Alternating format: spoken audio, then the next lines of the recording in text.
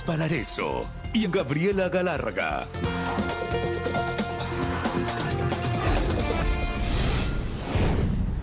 Televidentes, amigos, muy buenas tardes. Un gran inicio de semana para ustedes. Arrancamos. Los binomios de Jan Topic y Víctor Arauz aceptaron este lunes sus precandidaturas a la presidencia y vicepresidencia. Con ello suman 15 las organizaciones políticas que cumplieron con este proceso, mientras que el plazo para hacer alianzas vence este viernes. Lucía Clavijo, desde el Consejo Nacional Electoral, nos cuenta más. Hola, Lucy, adelante. Gracias en estudios, así es. Este martes 27 de agosto culmina el plazo para que las organizaciones políticas acepten sus precandidaturas. Y hasta este lunes 15 binomios ya han cumplido con este proceso. Hoy, por ejemplo, lo hizo Jan Topic acompañado de Michelle Calvache y también Víctor Arauz acompañado de Cristina Carrera. Les contamos más detalles en el siguiente reportaje. En su propia motocicleta llegó este lunes Jan Topic hasta el Consejo Nacional Electoral para, junto a su binomio Michelle Calvache, aceptar sus precandidaturas a la presidencia y vicepresidencia de la República por el movimiento Suma. Acompañados de sus simpatizantes, firmaron las actas para cumplir con el proceso. Topic reconoció que la decisión de ser parte de la contienda fue de última hora, pero dijo que su principal objetivo será combatir la inseguridad, así como mejorar el acceso a la salud y educación. El narcotráfico.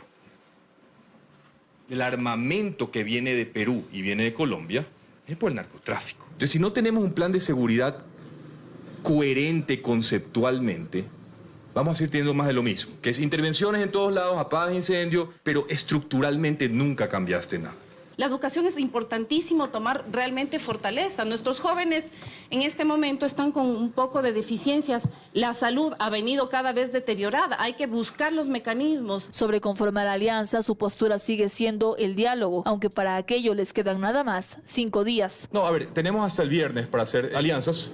En los partidos, digamos, de centro-derecha, ideológicamente hay ciertos consensos conceptuales. Posteriormente llegó el binomio conformado por Víctor Arauz y Cristina Carrera, de Pueblo, Igualdad y Democracia. Arauz aseguró que no declinará, pues tiene la intención de aplicar medidas radicales contra los delincuentes. La única forma de cambiar al país es que Víctor Arauz llegue a la presidencia de la República con un plan debidamente ya establecido, acabando y limpiando toda la basura que implica la delincuencia, enviándolos ante Dios y que Él se encargue de juzgarlos. Si alguna otra persona dentro de la carrera y de la contienda electoral se quiere unir a este proyecto, pues bienvenido sea. Las organizaciones políticas tienen hasta este martes 27 para aceptar las precandidaturas y hasta el viernes 30 para registrar alianzas.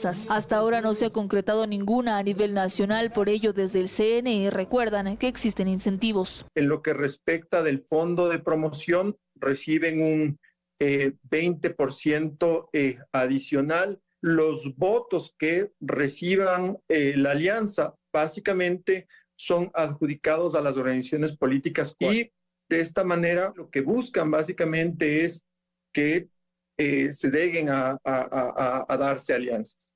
Con Suma y PID ya son 15 los binomios que han aceptado sus precandidaturas.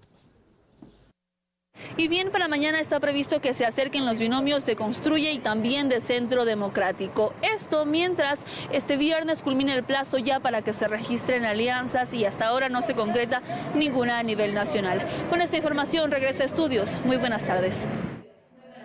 Buenas tardes también para ti, Lucía. Muchísimas gracias.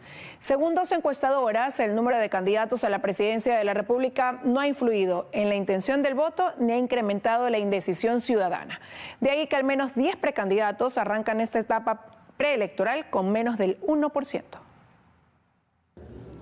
Que ya de por sí medir 17 precandidatos presenta algún tipo de complejidad en la ciudadanía, señaló el gerente de la encuestadora Comunicaliza, Álvaro Marchante, quien agregó que producto de aquello la intención del voto se ha quedado en 3 figuras. El primer lugar es para Daniel Noboa, que registra el 32,4% de la intención del voto. En segundo lugar, Luisa González con el 25,4% y Jan Topic, que con su repentina participación se posiciona en un tercer escaño con el 6,4%. Daniel Noboa se ha mantenido estable, tuvo un pico tras la entrada de Durán, luego se mantuvo estable en el 33%, como en esta encuesta. Luisa González ha ido pasando del 22 hasta el 25%, una subida de 5 puntos. Y esto pese a la entrada de todos los candidatos, porque en la última edición, si no me equivoco, teníamos 8 candidatos ahora son 17. En las mismas posiciones ubica la encuestadora Estrategas a los 3 primeros lugares, donde por primera vez el correísmo no lidera la intención del voto. Daniel Noboa con el 32,48%, Luisa González con el 26,8% y Jan Topic con el 7,62%. Dentro de este termómetro electoral, Marchante también detalla que a su vez en esta fase se ha reducido el voto nulo, blanco y el no lo sé. Y hablamos de niveles de 10 puntos de reducción de blancos, nulos e indecisos.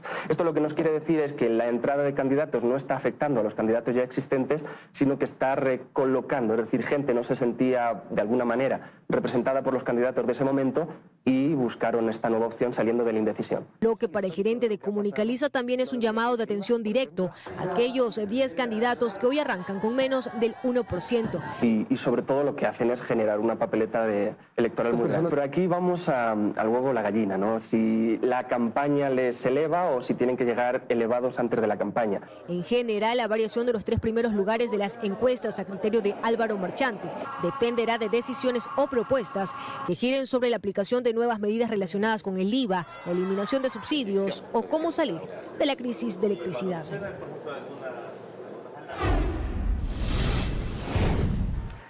Abogados del país se suman al pedido de que el Consejo de la Judicatura anule por completo el concurso para jueces de la Corte Nacional de Justicia, que ha recibido denuncias que se hacen sospechar de irregularidades. En el Consejo de la Judicatura está Fausto Yepes, quien ha seguido de cerca las reacciones de este rechazo a este proceso. Hola Fausto, buenas tardes, cuéntanos.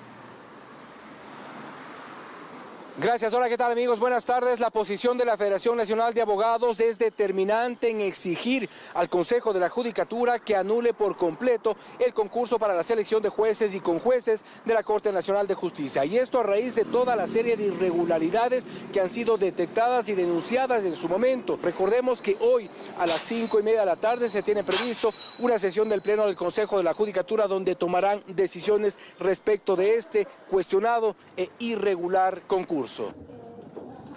La tibia reacción de los vocales del Consejo de la Judicatura y la sola intención de cubrir los escándalos que rodean al concurso para jueces de la Corte Nacional de Justicia con la repetición de una de sus fases es para los abogados del país una respuesta inaceptable. El titular de la Federación de Abogados del Ecuador, Paulo Caña, cree que estamos frente a un concurso manchado y sin credibilidad, que debe parar y regresar a cero.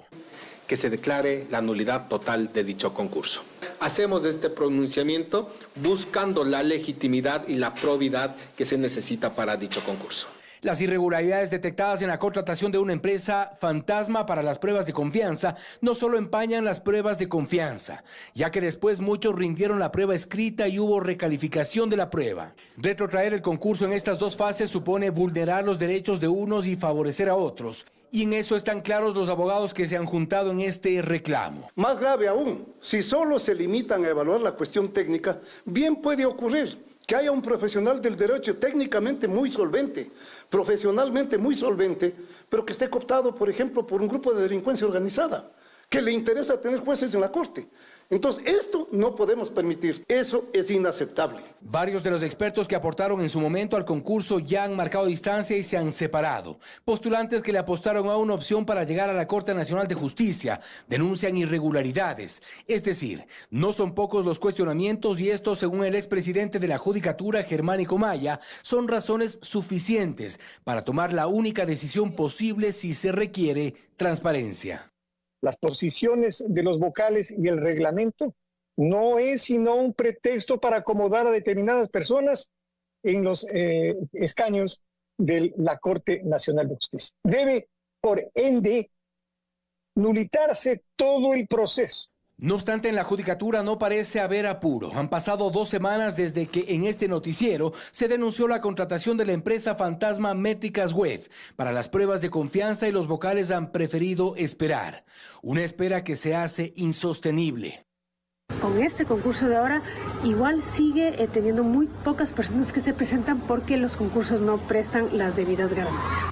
Con todas las denuncias sobre la mesa y las exigencias públicas de gremios y observadores, la última palabra está en el Pleno de la Judicatura. Y bien, como vemos, el futuro de este cuestionado concurso está en manos de 4 vocales del Consejo de la Judicatura que al menos hasta el momento se han resistido a anular un proceso abiertamente irregular, abiertamente cuestionado y con una serie de denuncias que lo harían al final del día un concurso ilegítimo, y esto según la opinión y percepción de varios sectores que han reaccionado a las denuncias respecto de lo que podría ser la selección de jueces, nada menos que de la Corte Nacional de Justicia. Estaremos en las próximas emisiones contándoles lo que ocurra en esta sesión del Pleno del Consejo de la Judicatura y cuáles son las decisiones respecto del cuestionado concurso.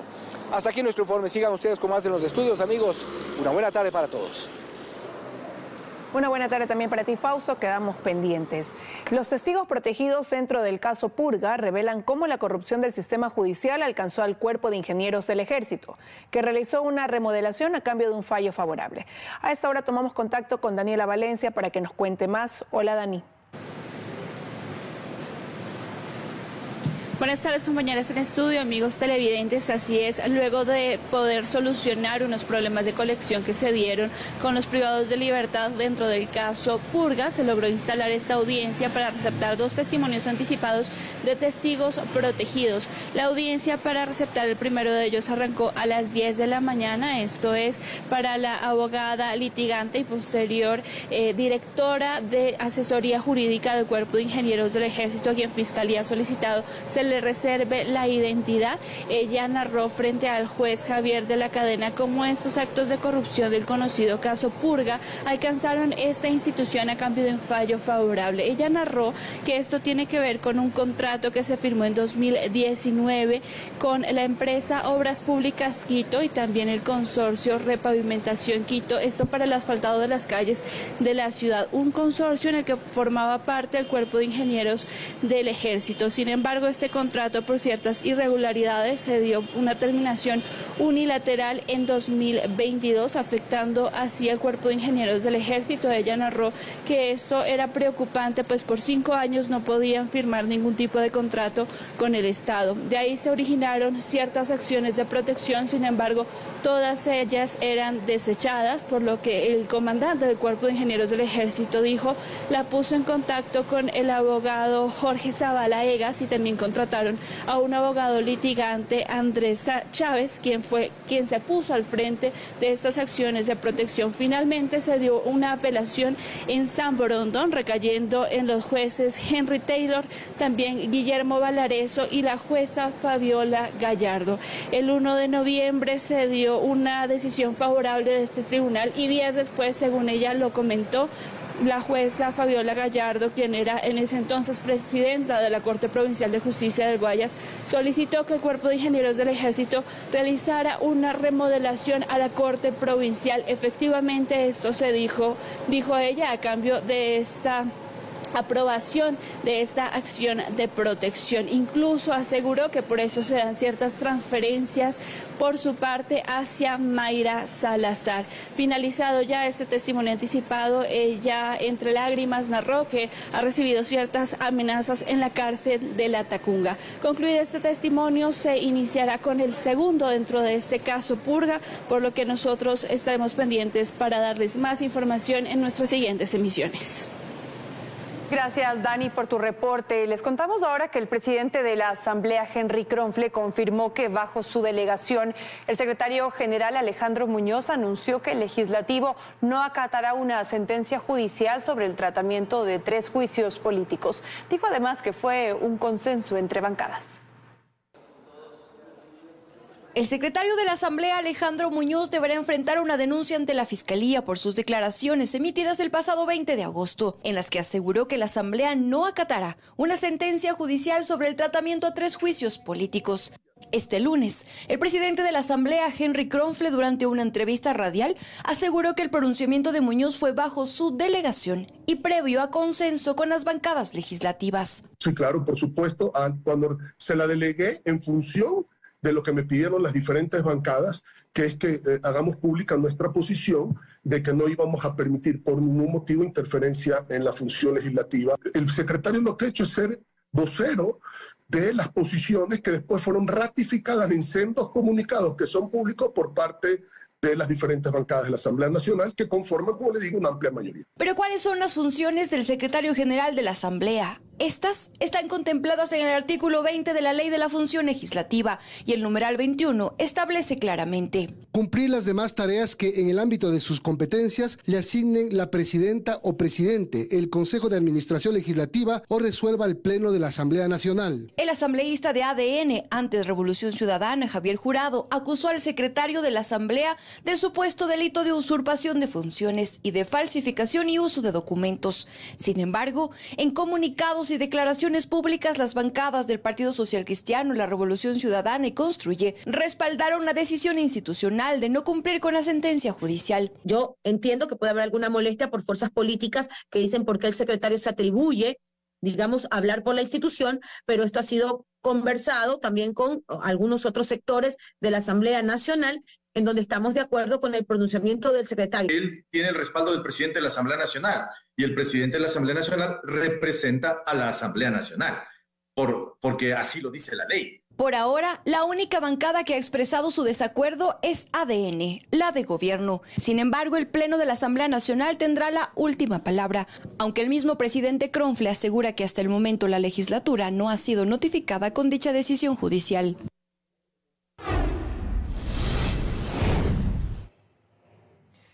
Ecuador aún no puede contar con los 100 megavatios del barco turco de generación eléctrica. Problemas con corrientes inusuales del río Guayas retrasan el inicio de sus operaciones y el Ministerio de Energía no establece una nueva fecha. Nuestra compañera Astrid Singren nos amplía esta información. Hola, Astrid. ¿Qué tal? Muy buenas tardes en estudio, amigos televidentes. Se retrasa el inicio de las operaciones del barco de generación de electricidad de la empresa turca Car Power, esto debido a corrientes inusuales, así lo ha señalado la misma firma turca y lo ha corroborado el Ministerio de Energía, que han señalado que en estos momentos se atraviesan al menos 3 escenarios en el muelle de las esclusas. Uno de ellos son las corrientes fuertes y otros son corrientes laterales inesperadas que se producen dentro de este afluyente. Pero vale señalar asimismo que el Ministerio de Energía, quien en días anteriores en nuestros noticieros señalaba que sería este 26 de agosto el inicio de las operaciones, también ha indicado que aún se encuentran dentro de los plazos establecidos en el contrato suscrito con la empresa eléctrica del Ecuador, Selec EP. Por lo tanto, podría ser hasta la siguiente semana que se tomen estos trabajos de cambio de sistema de anclaje para que pueda soportar las corrientes en estos momentos que se están suscitando en el río Guayas. Recordemos que el barco de generación de esta empresa nos va a proveer al país 100 megavatios y forma parte de una primera ronda de contratación o de alquiler en sí para enfrentar el estiaje que ya se encuentra en nuestro país. Hasta aquí la información, compañeros, amigos televidentes. Ustedes continúan con más desde estudio. Tengan muy buenas tardes. Buenas tardes, Astrid. Gracias por tu reporte. El Servicio de Rentas Internas realizará controles para ampliar el número de empresas dedicadas a los pronósticos deportivos que deben pagar impuestos. Al momento solo hay 65 registradas. Según el portal Primicias, Ecuabet es la que más ingresos reporta, aunque no es la más antigua. Desde que entró en vigencia el impuesto único a las plataformas de pronósticos deportivos el pasado 1 de julio hasta la fecha, solo 65 sujetos se han registrado en el Servicio de Rentas Internas. Pero las autoridades reconocen que hay una gran cantidad que no lo ha hecho y por eso aseguran se intensificarán los controles. 2 de ellos son sociedades extranjeras y 63 están domiciliados aquí en el Ecuador. Bueno, 65 es un buen número, pero el universo es mucho mayor. Entonces, ¿qué vamos a hacer nosotros? Hacer los controles para que estos que no se han registrado, tenemos comunicaciones con el ARCOM para suspender, bloquear las direcciones IP de estas operadoras de pronósticos deportivos que no estén pagando impuestos en Ecuador. Las empresas dedicadas a este tipo de apuestas han encontrado un mercado creciente en el país. Según una investigación del portal Primicias, 3 plataformas son las que mueven mayor cantidad de dinero: Ecuabet, Vectris y Sportbet. En el último año, cada una de ellas obtuvo ingresos por más de $4 millones. Y aunque en el Ecuador están prohibidos los juegos de azar, todas estas empresas operan de forma legal bajo el membrete de pronósticos deportivos. Ecuabet es la que mayor mayor crecimiento registra. Según el trabajo realizado por Primicias, los ingresos que reportó esta plataforma en 2023 suman $13 millones, aunque solo reportó $317,000 de utilidad antes del pago de impuestos, mientras que en el año 2022 los ingresos fueron mayores, superando los $24 millones. Así, esta plataforma en 3 años que tiene de creación ha logrado consolidarse como uno de los principales patrocinadores de la Federación Ecuatoriana de Fútbol y de la selección ecuatoriana. En este año se convirtió además en el principal socio de la Liga Pro. Esta empresa, según revela Primicias, funciona con capital colombiano. Vectris, en cambio, opera desde 1984 en al menos 10 países de América Latina. En el ejercicio de 2023 en Ecuador registra $6,1 millones por concepto de ingresos por actividades. Y Sportbet, que fue fundada en 2015, registró ingresos por $4 millones el año pasado con una utilidad de $147,000. A esta hora ya nos acompaña Hugo Quintana para revisar los goles de la fecha 4 de la segunda etapa de la Liga Pro. Mi querido...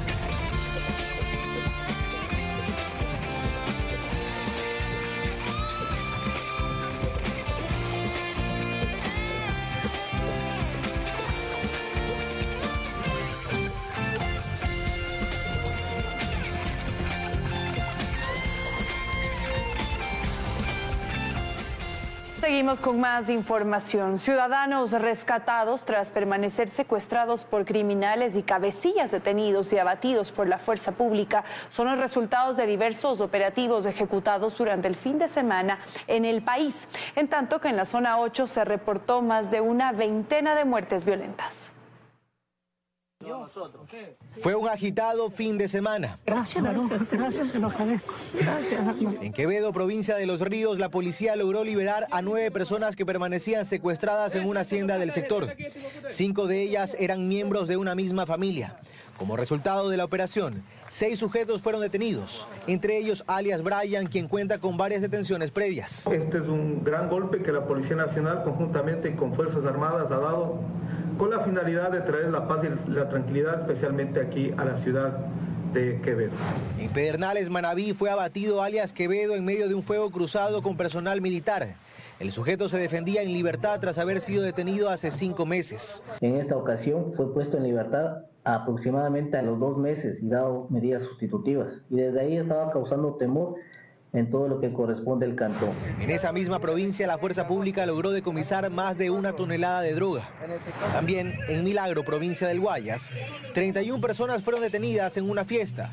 En la lista, alias AA, cabecilla de la organización delictiva Las Águilas, quien también cuenta con detenciones anteriores. Está puesto a órdenes de las autoridades competentes, hay armas de fuego.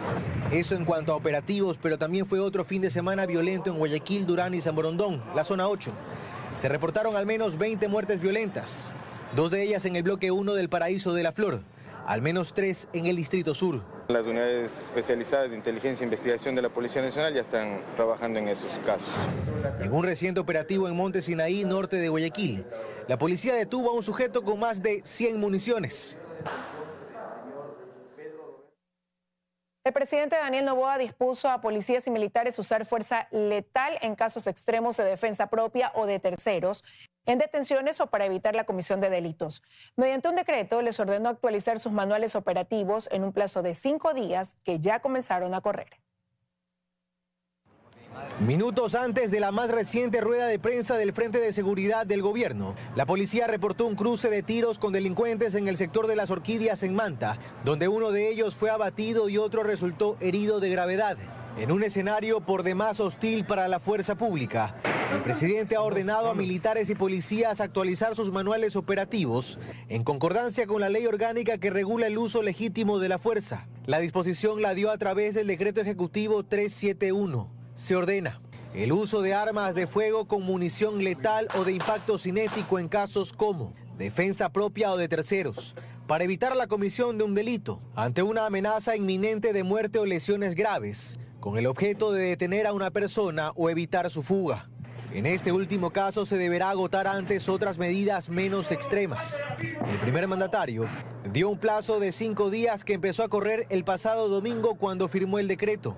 De manera tal que todo policial, todo servidor policial sepa cuáles son las reglas claras. Además, anuncio que ayer el bloque de seguridad tiene una decisión administrativa que estamos evaluando, que es la generación de una unidad de protección de las fuerzas del orden, para protección conjunta de las fuerzas del orden en el ámbito de las Fuerzas Armadas y en el ámbito de la Policía Nacional, en todos y cada uno de los operativos que se vengan por el uso progresivo de la fuerza. Y es que la pelea continúa. Tenemos que cambiar, tenemos que unirnos como sociedad, como Fuerzas Armadas, como Policía Nacional. Estamos unidos. Denuncien a través de los números 131, a través del ECU 911 o del 1-800 delitos. No es una tarea sencilla. En las últimas semanas, policías y militares han sido recibidos a tiros en medio de arriesgados operativos. En Portoviejo este fin de semana y más de una vez en Camilo Ponce Enríquez. En este contexto es que el Ejecutivo ordena que se actualicen los manuales de operación. Juliano Salazar recupera su libertad. Este lunes, en audiencia de revisión de medidas cautelares, un juez le levantó la prisión preventiva al joven que arrolló en defensa propia a los delincuentes que intentaron robar en Urdesa, en el norte de Guayaquil. Ahora deberá presentarse una vez por semana ante la Fiscalía. Sus familiares realizaron varios plantones para exigir que se le permita defenderse fuera de la cárcel. El caso generó la atención nacional, incluso el pronunciamiento del apoyo del presidente Daniel Noboa.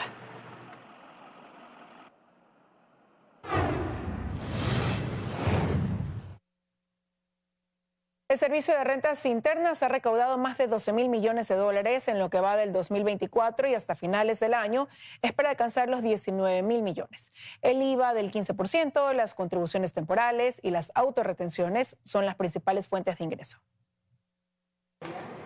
La incertidumbre económica en el país se incrementó tras la aplicación de la Ley de Régimen Tributario el pasado 12 de marzo de 2024. De esta forma, el presidente Daniel Noboa aliviaría la economía tras el déficit que registró al recibir su mandato.